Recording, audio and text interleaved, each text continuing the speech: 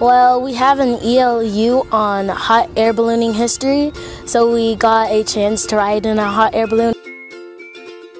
It's kind of a funny story. It happened because Melissa went to the Plano Balloon Festival and said, that was fun, I got to meet a balloonist. And I was thinking, wouldn't that be cool if somehow we could tie this in to an ELU unit? As soon as we got to school, everybody was really excited. Everybody was bragging to the 6th graders. We went out on a field and we got to ride up in a real hot air balloon. I could feel the heat coming off of the burner. That kind of scared me at first, but it was fine.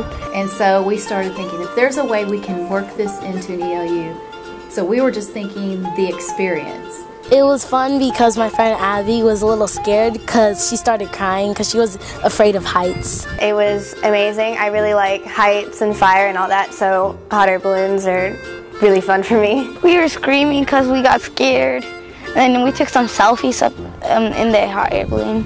Then we kind of started going from there, brainstorming what things could we pull from each of our content areas to tie in and do this. We haven't had any other engaged learning unit that was in all classes like this one was. There was history, reading, science, math, and writing. So every teacher was involved in this engaged learning, so it was a really big deal. What I've loved to see is they'll research something and that'll spark another thing that they want to research, and then they'll go type something else in. They're even asking questions beyond what we even looked at together. I have little math labs. I call them DIYs, and they're little stations that they go through. It helps them answer a lot of their research questions. When they have a question, usually you can kind of point them in the direction of one of the do-it-yourself labs. And we made our own tissue paper hot air balloons. They're miniature, of course. We had to take parchment paper, I think, and it was really thin, so it was hard to glue it together. It was complicated at first, but once you kind of get it down, it becomes easier. If you're making a hot air balloon like us, I would say you have to be really good with Mod Podge. And we got to launch them 3 times to see how far they could go. Because we want to see if there's a difference in 20 seconds, 30 seconds, and 40 seconds. There are people that hold the balloon over the propane burner to get the hot air into it.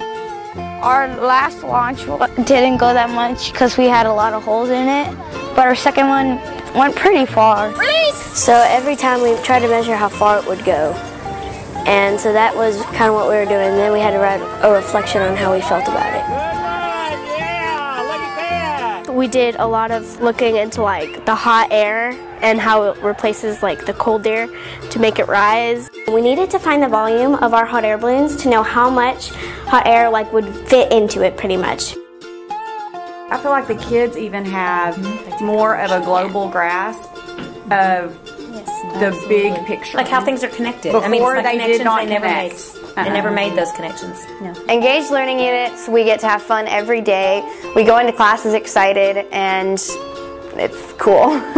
The hot air balloon ride was my favorite day this year. Thank you for it. It was a really awesome experience and probably won't get to ever have anything like that again, so thank you. We all had a really, really fun experience.